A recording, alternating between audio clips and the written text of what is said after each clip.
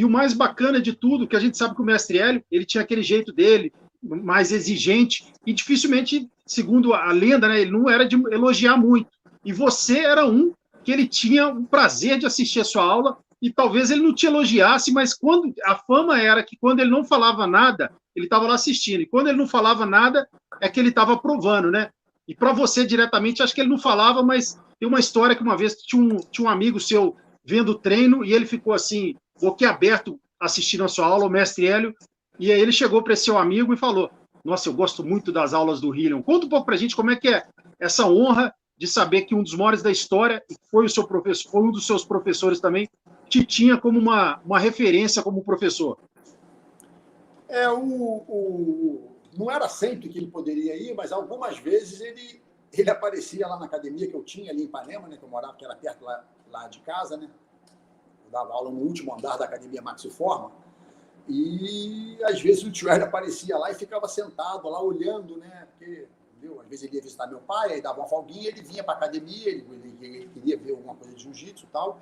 Ele ia para a minha academia e ficava olhando da aula, né? Ficava lá vendo tal, a minha maneira de ensinar, o meu jeito e tal. Então, né,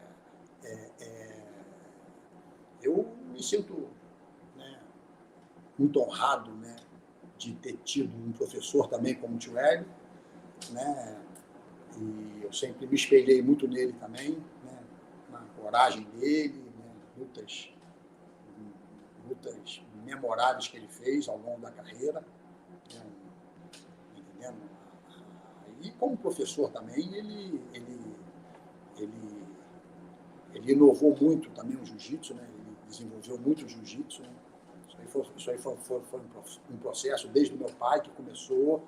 Meu pai começou, mas foi passando para os irmãos e aí depois veio o Carson, depois veio o Rhodes, depois o Rickson, depois a gente. E isso aí até hoje, né? Isso aí é uma coisa, é uma engrenagem que vai, né? Que vai se desenvolvendo ao longo do tempo, que isso aí é uma coisa que é inevitável, né? Então,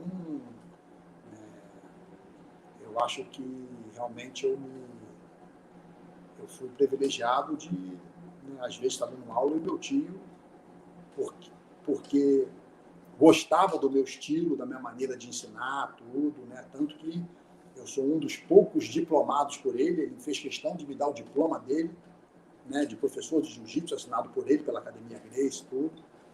Eu tive esse privilégio, né? E para muitos, teve até irmão meu e muitos membros da família que ele não conseguiu ter esse diploma, que ele me certificou com relação a isso. Né? Então, eu me considero nesse sentido, né? Para mim é como se fosse uma faculdade. Eu pude ser diplomado pelo meu pai, eu tenho diploma assinado pelo meu pai e pelo tio Hélio também. Entendeu? Então, isso aí eu guardo com todo carinho. E é mais um fator para mim ter essa, né, mais um dever, uma responsabilidade que eu tenho de contribuir para manter esse legado, o legado verdadeiro, né, com princípios éticos e morais.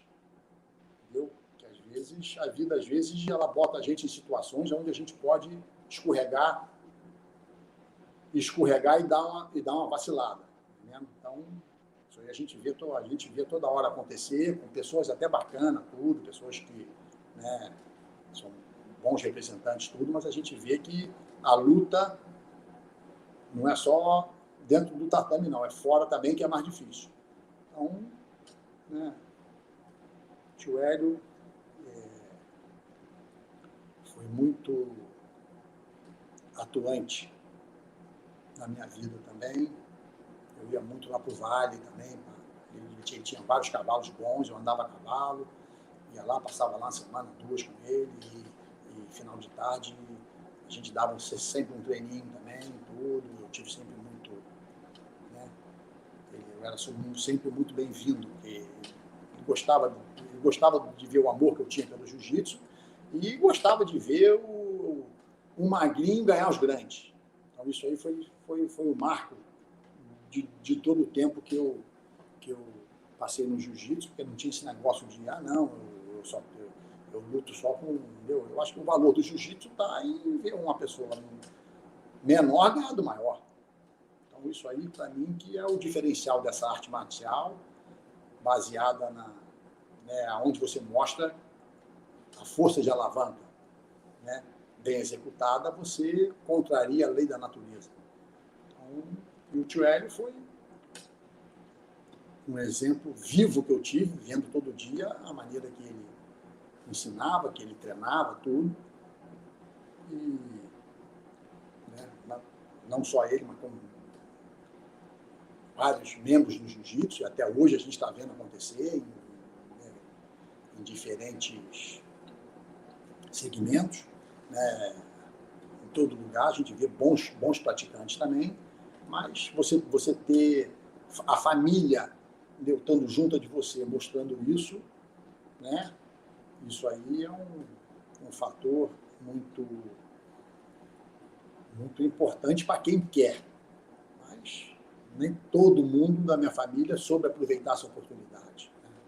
Porque tem que ter dedicação, tem que ter empenho, tem que ter hora de voo, tem que procurar estar ali, né? se realmente aprender da maneira como tem que ser feita e aprender um jiu-jitsu completo, né? Jiu-jitsu não é só competição, pelo contrário, tem muito cara aí que ganha 2, 3 competições aí, internacionais, tudo, e quando eu vejo o jogo dele, infelizmente, eu falo, esse cara ele não sabe jiu-jitsu. Ele é um bom competidor. E ser competidor, ganhar competição, não quer dizer que saiba jiu-jitsu. Ele sabe usar a regra a favor dele, ele tem uma estratégia de luta muito boa, ele tem um condicionamento físico maravilhoso, ele é um cara muito raçudo, tal, mas o jiu-jitsu mesmo, aquela essência do jiu-jitsu, né, onde você pratica aquela luta, onde você te prepara para ser um lutador e defender o teu conhecimento, independente de tamanho, peso, com kimono, sem kimono, em qualquer situação que você tiver, você tem recurso, né? Você tem recursos técnicos para se adaptar à situação, né? E o programa de defesa pessoal da família Gracie, né, lá de trás, ele te prepara para você ser uma referência e ter eficiência em qualquer situação que um confronto pode ter, né?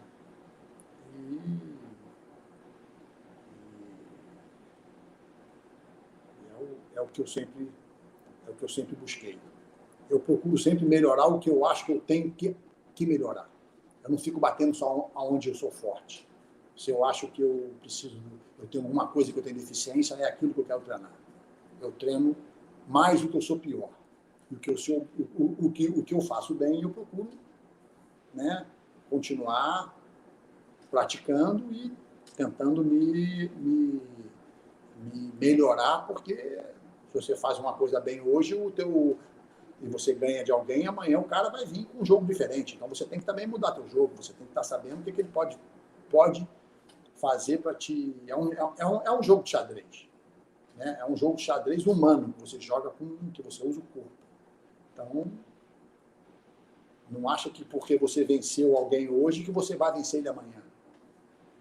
Entendendo? Porque você vence uma pessoa hoje, mas amanhã, depois de algum tempo, ele pode vir diferente. Então, se você não tiver melhor, pode ser que você não ganhe mais um adversário que você ganhou. Então, por isso que a gente nunca deve se vangloriar, né, de vitórias, entendendo? E pessoas se alguém te vencer hoje, você tem condição de amanhã vencer essa pessoa também. Então, essa é a filosofia